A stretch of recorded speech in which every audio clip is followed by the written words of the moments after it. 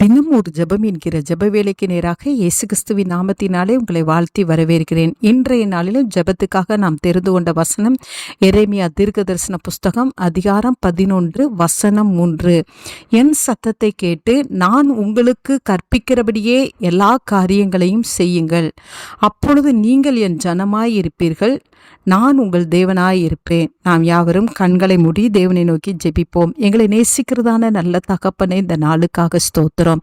ஆண்டவரே, உம்முடைய சத்தத்தை கேட்கிற நல்ல ஒரு செவியை கத்தரி எங்களுக்கு தாங்க ஆண்டவரே.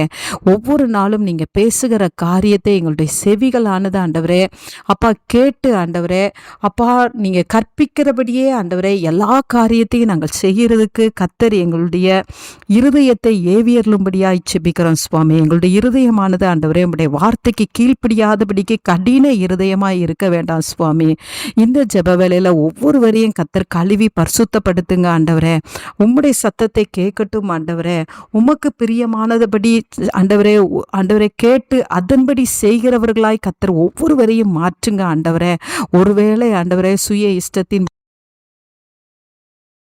ஆண்டவரே மற்றவர்களின் வழிகாட்டுகளின்படியோ உம்முடைய பிள்ளைகள் நடந்து கொண்டு இருப்பார்களானால் இன்றைக்கு திரும்பி தேவன் பக்கமாய் வருகிற கிருபையை கத்தத்தாங்க.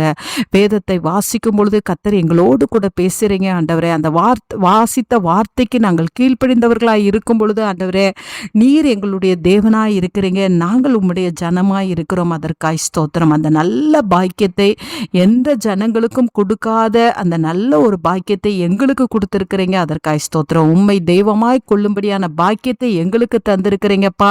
ஆண்டவரே உமக்கு ஸ்தோத்திரம். அதற்கு நன்றி செலுத்துகிறோம். நாங்கள் எப்பொழுதும் உம்முடையவர்களாய் உமக்கு கீழ்ப்படிந்து நடக்கிறவர்களாய் கர்த்தர் எங்களை மாற்றுங்க.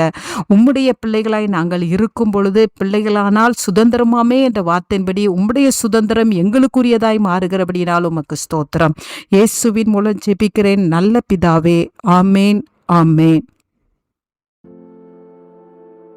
கிறிஸ்துவுக்குள் பிரியமானவர்களே, உங்கள் யாவருக்கும் இரட்சகராகிய இயேசு கிறிஸ்துவின் நாமத்தில் அன்பின் வாழ்த்துக்கள். தினம் ஒரு ஜெபம் எனும் நம்முடைய யூடியூப் பக்கத்தில் நாம் அன்றாடம் தேசத்திற்காக ஜெபித்து வரும் ஜெப குறிப்புகளை புத்தக வடிவில் தேசத்திற்கான ஜெபம் எனும் பெயரில் ஜெப கையேடாக வெளியிட தேவன் கிருபை பாராட்டியுள்ளார்.